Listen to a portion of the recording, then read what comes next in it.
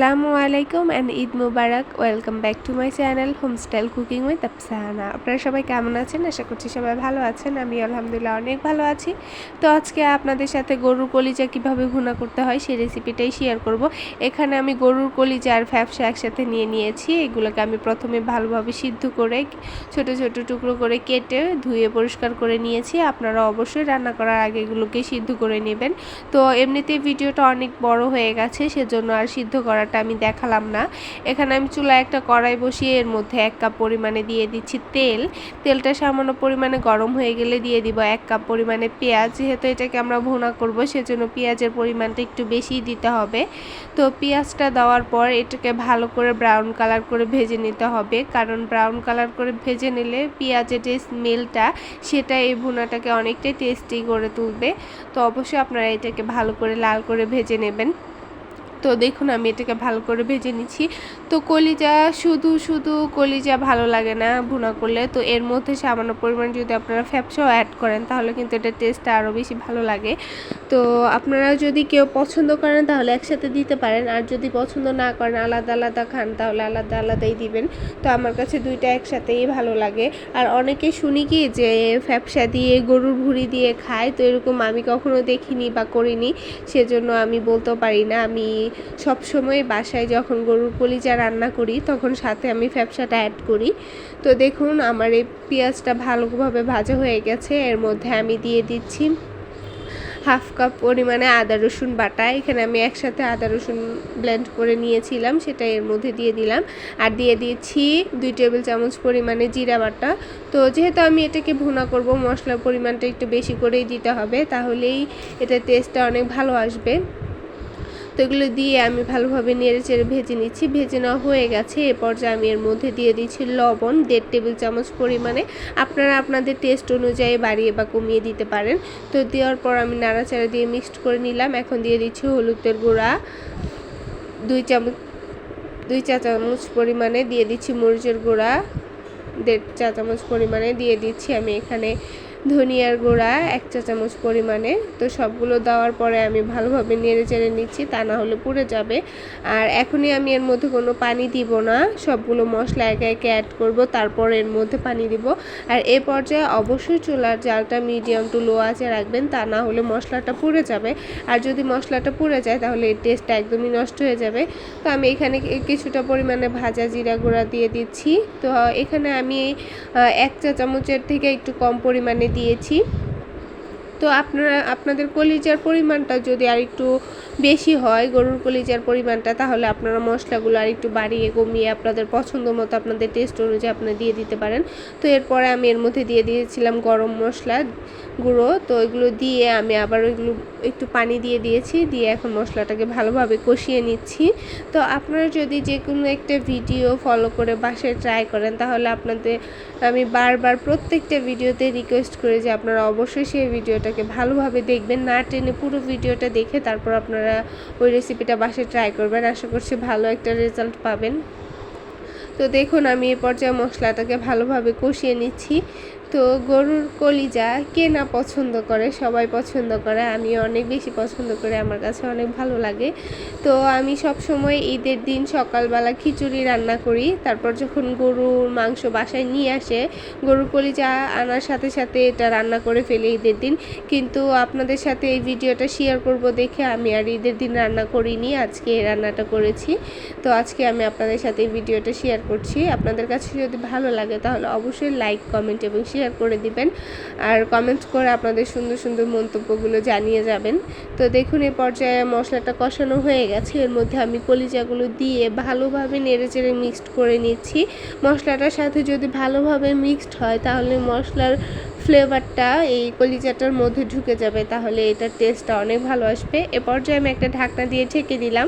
তো ঢেকে দেওয়ার পর ঢাকনা ওঠানোর পর দেখুন এর থেকে অল্প অল্প পানি উঠতেছে। তো বেশি পানি উঠবে না, অল্পই পানি উঠবে। এই পানিটাকে আমি ভালোভাবে নেড়েচেড়ে কষিয়ে শুকিয়ে নিব, তারপর এর মধ্যে আমি পানি অ্যাড করব।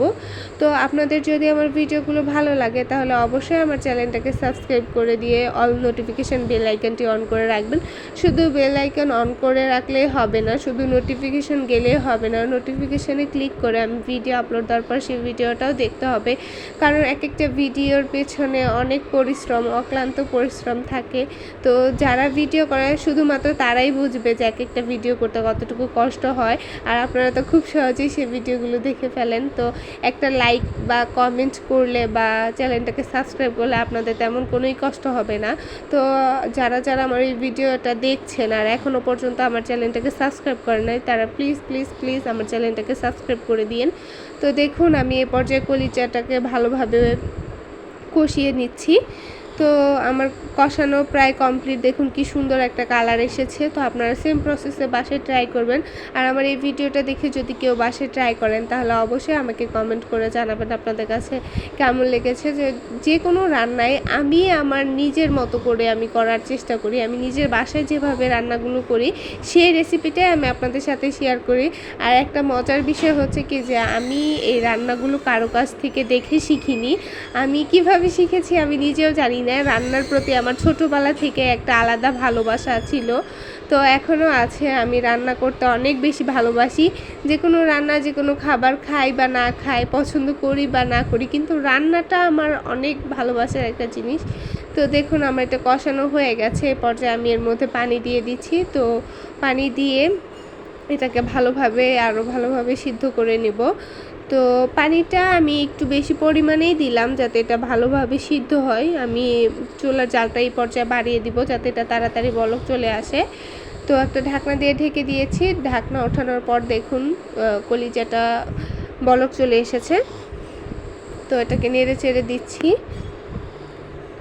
নেড়ে চেড়ে ভালোভাবে মিক্সড করে নিব। এই পানিটা শুকিয়ে যাওয়া পর্যন্ত আমি একদম শুকনো শুকনো ভুনা করব। আপনারা চাইলে একটু ভেজে ভেজে রাখতে পারেন, একটু সামান্য পানি রাখতে পারেন, কিন্তু আমি পানি রাখবো না, একদমই শুকিয়ে ফেলবো পানিটাকে।